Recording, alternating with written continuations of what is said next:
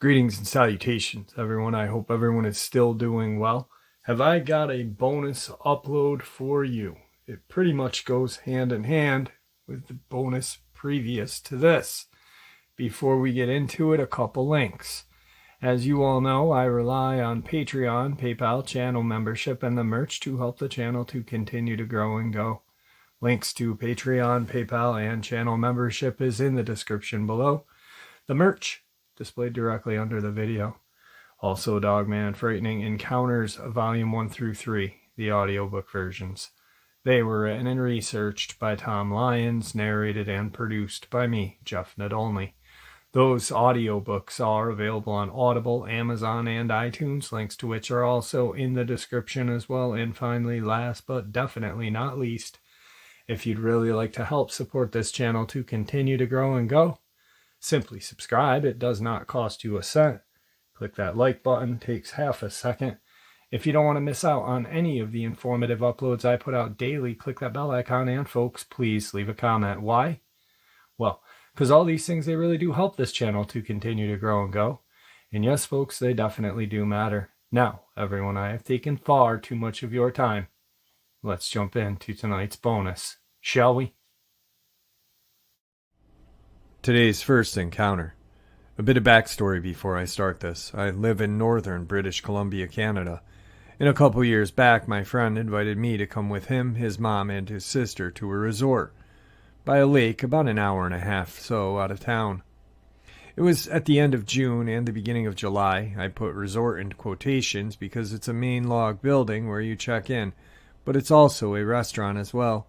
A few log cabins and some spots down by the lake for RVs and stuff to park in. There's a highway that you turn off of onto the lot where the check-in building is. And to the right of the highway is forest for miles, as well as everywhere else around the area. The only thing that stands out is the highway, which cuts through the woods. Around the lake, there's some houses and whatnot, but generally speaking, if it's not a long weekend, there are not too many people out here.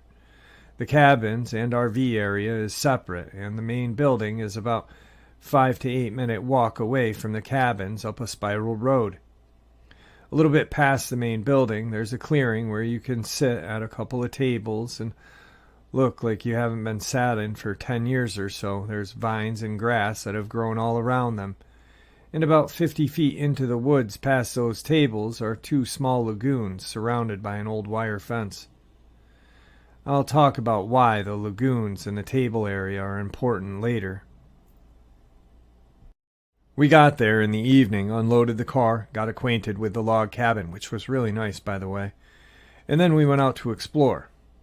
Not too much interesting stuff happened on the first day, as we did not explore a whole lot before dark. Skip to the next day, and it's cloudy and rainy, which we actually were hoping for, as that meant there were very few people at the resort and we'd have free reign over it. We explored down by the lake and around the cabin areas more thoroughly, and eventually make our way up to the clearing where the tables are located. We looked at the tables and saw that they hadn't been touched in what looked like a long time, from the amount of grass and weeds that had built up around it. And while investigating, I noticed that around 50 feet or so back in the woods, there was what looked to be a clearing. We slid down into this ditch-like area, which was probably around 8 feet difference in elevation from the table area, and tramped through the brush. We eventually came to a spot, which we were pretty sure were lagoons, due to the way they were constructed, and noticed there was a fence around it. We walked around the area, planning to leave, until we saw what looked like a spot where a large animal had walked over the fence and crushed a portion of it. Now, not really paying attention to the fact that a large animal may be in the area, we dismissed the thoughts and said it was probably bent like that for a long time.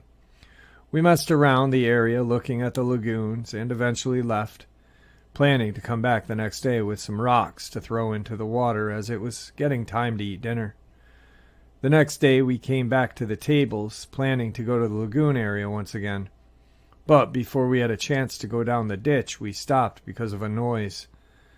This is what triggered the rest of the events in this experience. The noise we heard were those of walking over small twigs, snapping them in the lagoon/ditch area we had traveled the previous day. Keep in mind, those footsteps were not there before. We stuck around for about 10 minutes or so until we got hit with the most intense feeling of dread. After this, we said, "Screw this," and went back to our cabin where we played poker for the rest of the night. While playing, we discussed the events that had taken place and eventually laughed it off, saying it was probably just a bear passing through or rabbits in the area. The next day, it was raining heavily and much darker than the past couple of days. We left our cabin and planned to go to the lagoon area later, but we wanted to chill around the medium forest area close to the cabins that I forgot to mention in the beginning of this. As I previously said, after we had originally gone to the lagoon area, things started to get weird. We were messing around in the woods, breaking big sticks on trees, when we heard what sounded like someone else doing the same thing about 200 feet away in the direction we were facing. It was hard to judge how far exactly it was because of the way the forest carries sounds, but it was pretty far in front of us.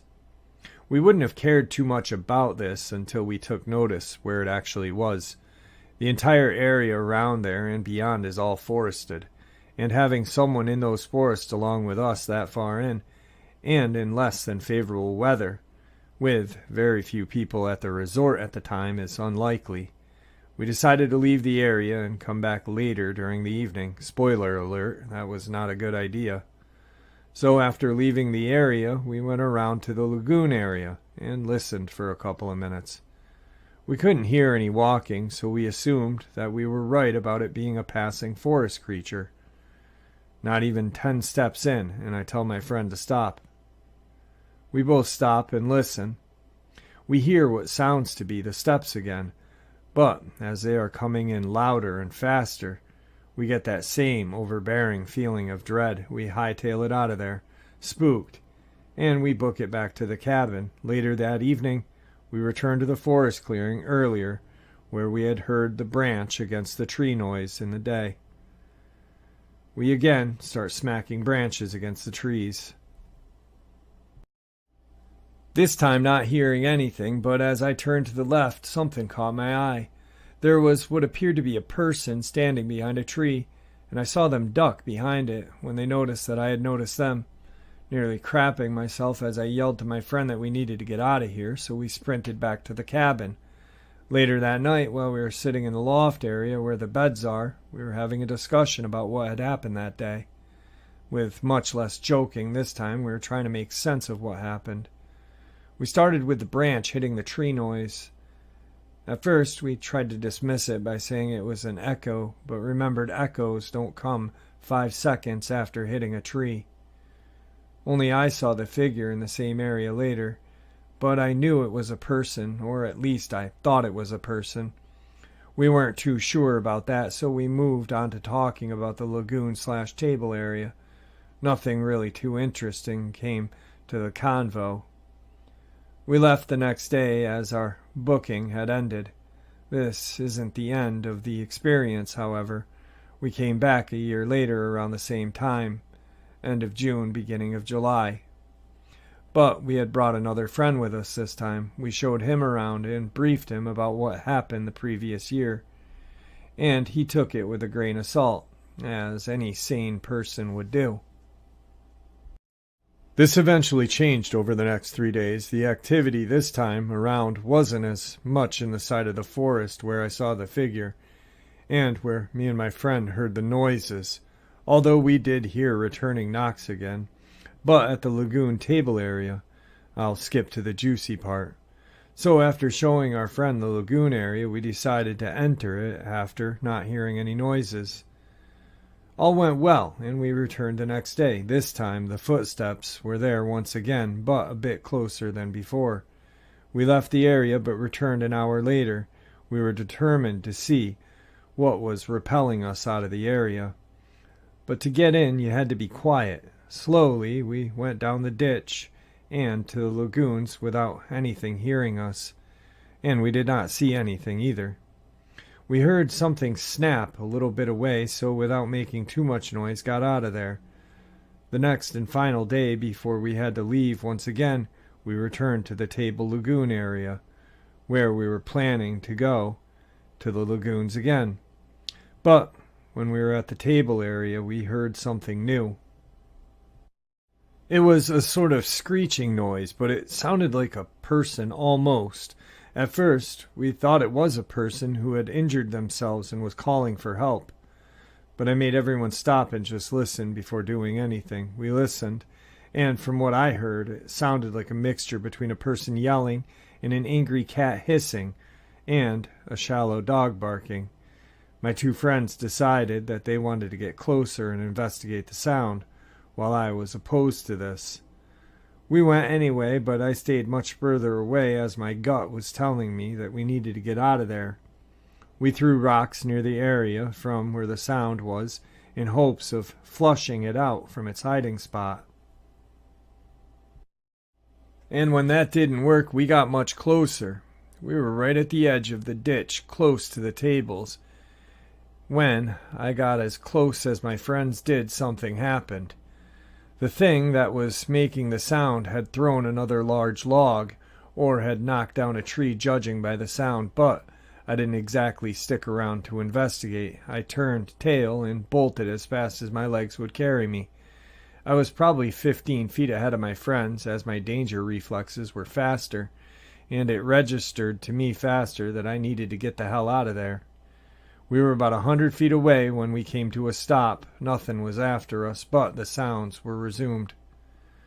We walked around the main building, and when we came around, there was a black bear standing there. We let out a sigh of relief, as we thought we had been spooked by a bear. But we then shifted back to our previous feeling of dread when the bear did the same thing as us. Got out of there as fast as it could. We didn't investigate any further and ran back to the cabin. Nothing further happened as we left the following day, due to the reservation being over. I might be going back this year, as it's approaching that same time. I don't know what the lagoon creature is, but I sure as hell know that it's not a bear. The other thing in the forest I'm still not sure about. I think they are separate things, as a woodsman or a tree knocker, as we've nicknamed it, is more elusive and seems to be luring us into the area, while the screecher is very territorial and aggressive. I've tried to find things online about similar experiences in the area, but I've come up empty-handed, which is another reason why I wanted to share this. I have no clue what's going on there, but I will share the location in case anyone wants to visit this place and investigate for themselves. Despite the strange things going on there, the location is very beautiful. The cabins are nice despite the springed beds. And the food at the restaurant is also quite tasty. The place is called Purdon Lake Resort. If you look it up on Google, it's one with the green roof. Today's second encounter. This happened 2013, I believe. I was 13 at the time.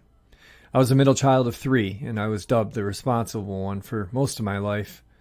On this night, I'd be in charge of watching my siblings while my mom and grandparents went out. It wasn't often that my grandparents would leave the house, so when they did, they'd often be gone for the whole day. This was great in the eyes of my siblings and myself, mostly due to the fact that they enjoyed whatever I cooked, and we each got free time without judgmental eyes of our very strict grandparents. After dinner, I decided to enjoy time outside of my shared bedroom and take a seat in the living room. Now, if you were online frequently around this time, you'd know that this was when creepypasta fandom was at its peak. I was, and still am 10 years later, a huge fan of scary stories online. Because of my hyperfixation at the time, I loved letting my imagination get the best of me. I often used my free time on Omegle in hopes that I would find friends with similar interests. This happened often, though of course, as a naive young girl on a sketchy site, I often got my fair share of creepy encounters on there as well. On this particular night, a friend of my best friend at the time, whom I had met online, had found me on Omegle. They knew it was me due to my screen name that I used for just about everything. However, I never formally spoke to this person. They were a little older and thought it'd be hilarious to scare me. They, along with our mutual friend behind the scenes, used personal information in a sort of glitched font through a text feature, effectively beginning to scare the crap out of me. Eventually, I'd had enough. I slammed my laptop shut and nervously shot my friend a message telling him about the encounter. He urged me not to panic too much, knowing it was truly nothing to worry about, but I remained on edge. So when my small, almost always silent dog, Abby, started barking viciously at the door, I immediately felt sweat on my palms and my heart raced. It was already pitch black outside. In the front yard there was a single streetlight across the street, and in the back we had about 2.5 acres of woodland. I attempted to comfort Abby, but she was the most terrified and on guard that I had ever seen her. Even to this day, she never growled like that. I didn't know why, but I desperately wanted to know what was out there. I thought for sure I'd see a horrible creature or a person like described in Omegle chat before. They had described my house and my life, so surely it was them outside. I don't know why I opened the door. It wasn't even locked due to how low crime was. But despite Abby's standing fur and angry growl, and despite knowing something bad could be out there, I turned the knob. I felt like I had to. I gripped the old cold knob and opened the door quickly. At first there was nothing. I stepped onto our small porch, sighing in premature relief before I had heard a crunch. The crunch of the leaves beneath me, under the porch. I froze. Right as I did, a terrible creature, person, I'm not sure, bolted from underneath our porch. It looked exactly like that old classic photo of the rake. If you don't know what I'm talking about, Google image the rake. Imagine this, but much longer, lankier limbs, and the bone showed much more, like someone with severe anorexia, but running on all fours. From what I could see in the very little amount of lighting, it was completely hairless. Its limbs were long, and I could see they were sinewy, malnourished frame even as it ran. It ran so fast, I couldn't move, I couldn't scream. Not until Abby darted after the creature down the road. That's when I began to panic. I screamed and cried for Abby to come back, and right as I did, I heard a horrible, monstrous screeching, and then a loud yelp from Abby. Then watched her tiny body run full speed back toward me up the porch and inside. I didn't stop to take in the scenery anymore. I ran inside behind her and slammed the door. I locked it and began checking every window as I cried and questioned reality. As I did this, my little sister came into the living room asking why I was yelling and crying. I simply told her Abby had almost gotten hit by a car, but that she's okay. Upon further investigation, I found that to be luckily the truth. The creature did not hurt her, so I assumed she realized the major size difference once she tried to face it and got scared. I kept it to myself so as not to terrify my siblings, but immediately told my mom the whole story when she got home. She had tried to calm me down, saying it must have been a deer or any other random woodland animal. When I called my best friend, he felt responsible for my intense fear. As I cried into the phone, he told me about his friend trying to scare me. The friend even shot me a message to apologize profusely. However, I assured them that what they did was nothing compared to what I saw outside. I know what I saw that day, and I will always stand by it. Whatever was lurking under our porch looked deformed, non-human, and ran faster than anything I had ever seen. Whatever was under our porch has made me believe that anything can be possible. This next bit is really just extra, but it reminded me of just how much this experience affected me. I also believe whatever may be out there could come back. Just the other day, I let my current dog Daisy outside. It was extremely dark. Just like that night, as I let her out, something shot from under the porch and began to fight with her.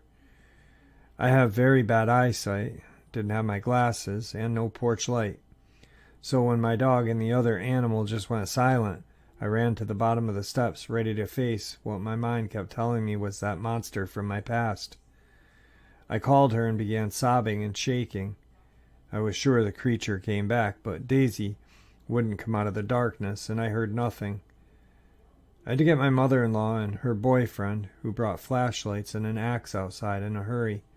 I told them that I thought it was another large dog, as to not seem unhinged. In the end, it was a possum. My dog had simply ignored it once it played dead. I guess she wanted to keep me on my toes. I know this isn't crucial to the main story, but it made me realize just how real that night truly was for me. I was so scared to relive it with less fortunate outcomes. One might blame it on general anxiety or my overall love for scary or supernatural, but I know what happened. Today's final encounter. A couple of months ago, my friend and I decided we wanted to go to this place called Black Canyon.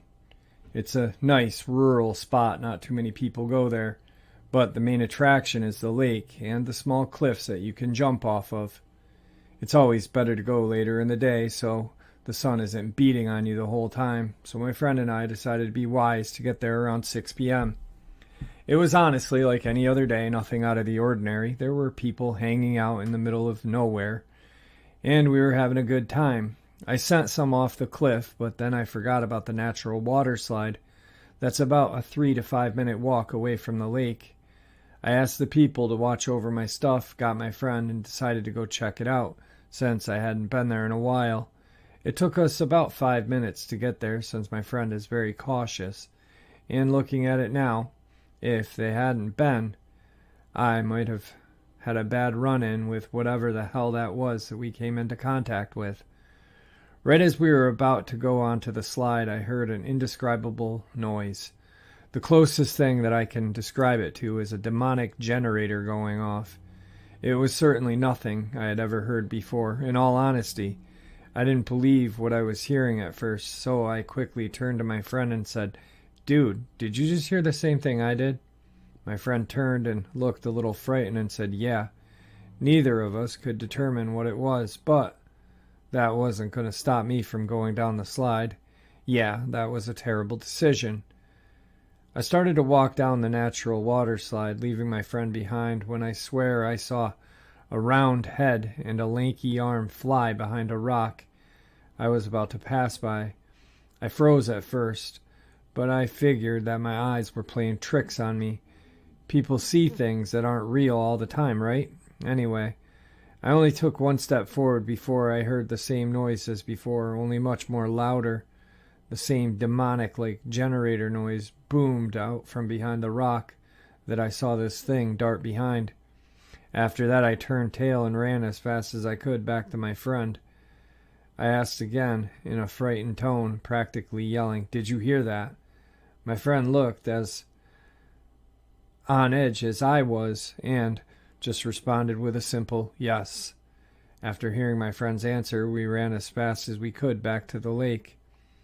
When we came back out of breath, the people asked what was wrong. I told them what my friend and I had encountered, and they looked extremely surprised. A man then spoke up and told me that I was not the only one to have any sort of run-in with that. He told me that many people have told him they've heard strange noises by the waterfall. People believe it may be a crawler or something. After hearing that, I've never gone to that waterfall since. Something lingers there, and I don't really want to find out what. Alright folks, I hope you all enjoyed tonight's bonus as much as I enjoyed sharing it with you. I'd like to thank you all for supporting the channel. Your support is what makes this channel special and what continues for it to grow and go. With that being said, everyone please stay safe, happy, healthy, and ever vigilant, keeping an eye on our children, our pets, our family, and friends. These creatures are real, they are out there, and they are dangerous. Share this information with the people you love and care about, and it may just help save their lives someday. Until next time, never stop asking questions and never stop searching for those answers.